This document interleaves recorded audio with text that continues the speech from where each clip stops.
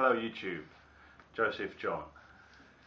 The topic of this video today is going to be antisocial behaviour, gang stalking and the drugs culture. Okay. The video is basically going to be my own experience on antisocial behaviour, and any advice that you get from this video is purely impartial advice. Okay, so what I'm going to look at is what is antisocial behaviour, who are the perpetrators, the patterns of antisocial behaviour, and then I'm going to look at tackling antisocial behaviour. What are the methods that you can use to tackle antisocial behaviour? So let's get started and say, what is antisocial behaviour? Well, it's any behaviour that alarms, disturbs, or disrespects other people who you don't know. Okay? Why does antisocial behaviour happen? Well, I think the answer is two-pronged. Firstly, you have more and more young people involved in this like drugs culture. A lot of people now, young people, are just getting access to drugs, taking drugs, so on and so forth, and this affects their behaviour. You can see people start behaving strangely. It gives them more confidence to go out and do things that they wouldn't normally do. And you can also see in the classroom, in schools, behaviours in schools, because when you try and chase up certain individuals through the school, you will find it very easy to find these people in the school, because already the school can see a pattern in their behaviour. The school might not necessarily know that this person is involved with drugs and substance misuse. Okay. And it's very common, especially if you're a child, or if there's children like involved in the gangs. So the video is largely to do with the child aspect of antisocial behaviour, but it's actually controlled by adults, older youth and teenagers, 18, 19 upwards. Okay, so why does it happen anyway? Basically, it could be in response to an event that happened, that something happened in the past, and now you're suddenly starting to get antisocial behaviour in a stalking kind of fashion, in a harassment type of fashion. If you look on YouTube, you can see various videos of where people have posted their antisocial behaviour experiences. You can see some examples, breaking down people's fences, mashing down the perimeter to your housing, trampling through people's gardens, so on and so forth, trespassing and stuff like that. It's all antisocial behaviour, and it can happen on a random basis. You just might be singled out for no particular reason, or it might be specifically that you are being stalked by some gang people. Okay. For example, you may have had to correct a youth, or you had a confrontation with a youth on a particular issue, and from then on you find that you continuously are having now issues with young people coming in your face, coming to your address, so on and so forth. So the perpetrators in antisocial behaviour, they're going to be usually the exact same people coming to you on a regular basis. They run a regular program in a periodic cycle. So, for example, they could come out to you at the exact same time every day. Could be 5, 6 o'clock after school clubs, stuff like that. At any set time, 7 o'clock in the evening, whatever the time that they have in their schedule, that's when they'll be rolling out to harass you. They come to your address. It could be, sometimes confronting you when you're out and about doing your daily business in town. But this particular issue I'm talking about is where they actually come to your address. And if you look on YouTube, you will see examples of what I'm talking about. So they come to your address at the exact same times, usually on a daily basis, weekly basis, could be a monthly basis. My own experience, I found people rolling out seasonally, coming around, say from April, and then they hit you with all sorts of antisocial behavior activities from April right through until the end of the summer. Now, one of the things I need to sort of mention, like, they have some parents who allow their children out because of the cost of childcare. Maybe they can't afford childcare. They have their children out all day in school holidays, or after school, the children are out all evening. And what they don't realize is that these children are being now coached by gang members. They get themselves into gangs. Gang members are now in control of your child, and they just find their way into the drugs culture from that. So let's go back to the pattern. The pattern is that they come out on a regular basis and in a periodic cycle. This is to control you, okay? This is to remind you, we're back, we're here to harass you, okay? And over a period of time, you become the objective is to make you you become desensitized, basically.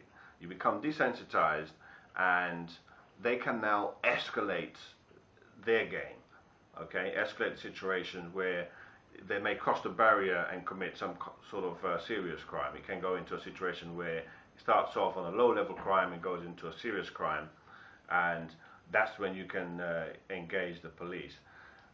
You can engage the police before then, and we're going to get into that now, for how to tackle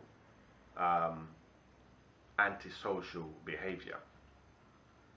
So there's a number of agencies that you can use. First off will be the police. That's the first point of contact. I wouldn't advise anybody to directly confront individuals who are coming to your address to cause a nuisance. I would advise you to carry out covert and aggressive actions. So you need to be very active, but in a covert fashion. CCTV is probably a good way to go. Basically, you can install CCTV with audio, and it's not very expensive now. You can roll out CCTV fairly cheaply. However, you don't necessarily get the response that you're expecting. Remember that these people are under the influence of some sort of drug. So if they see that you have a CCTV camera, more than likely they will come and perform for the camera, giving you evidence that you can use. And you may find that when you try to contact the police and say, you have CCTV footage, they won't want to look at it. They will tell you, at least in my experience, your video evidence is not valid, or if there is an issue, we don't want to use your video footage. This is the sort of response I found. So it's as if they're trying to obstruct the course of justice, or they just don't want these people to get caught. Okay, and also you have to bear in mind, community officers, I've seen situations where they get pally-pally with all the gang members and the various groups that's out there, because that's their job. They're out there all the time, and they sometimes can just basically play things down, so you're not really getting anywhere. Also, antisocial behavior is viewed by the police as being a low-level crime. Okay, so it's not a top priority for them. When you do contact the police, you could find the response will vary. Sometimes you get a sympathetic ear, other times you're getting fobbed off, and you could also find in some situations that the police, they won't even turn up to a situation.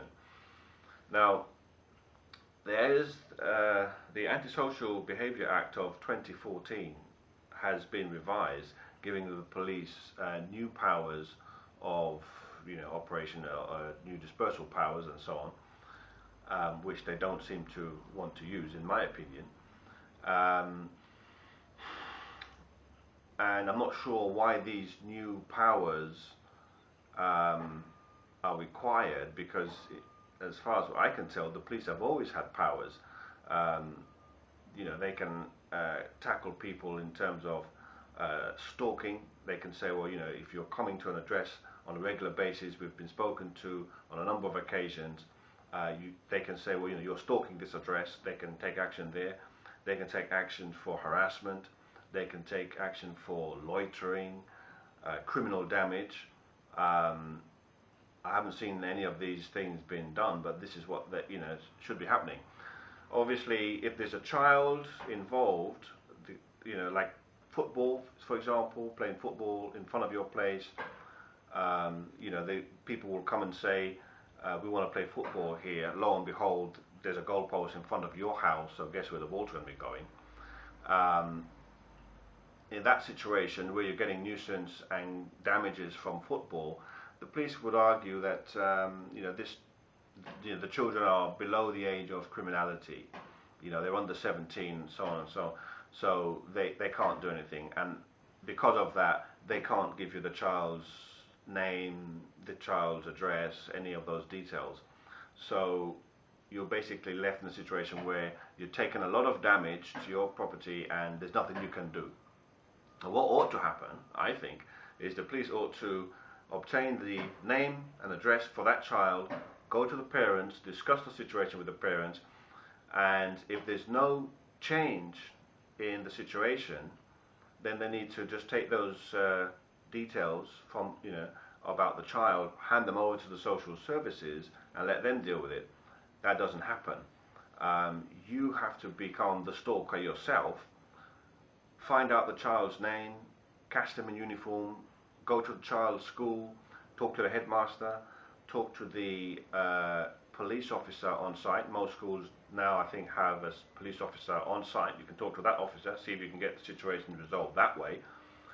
And if that doesn't work, then the next agency that you can contact, which I find to be very useful, is the social services. I find that they are the #1 agency that will give you a definitive solution to your problem.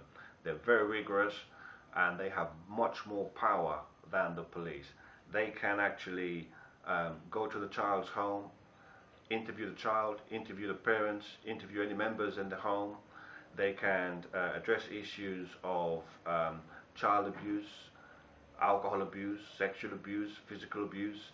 They can address issues of anybody in the home dealing in drugs, anybody taking drugs, anything that affects the well-being and normal development for that child. They can address those issues and, if necessary, remove the child from the household, okay, giving you several months, if not years, of peace. The problem there is that many people don't like to use the social services because they worry that a child will be taken from its parents. That's not your problem.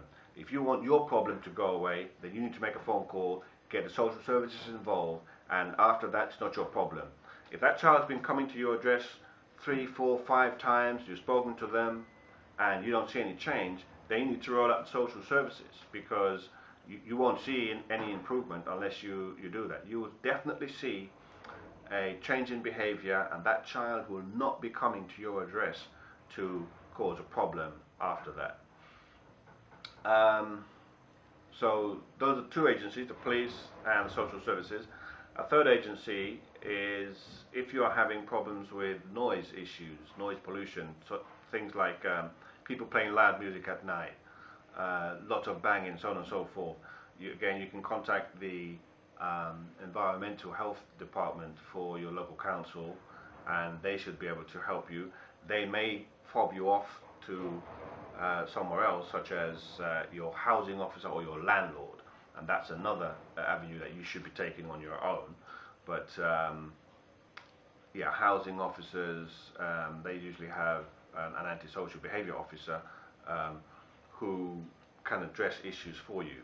Again, you will see some changes, but the problem tends to come back in a cyclical fashion. So it will die down and then come back again.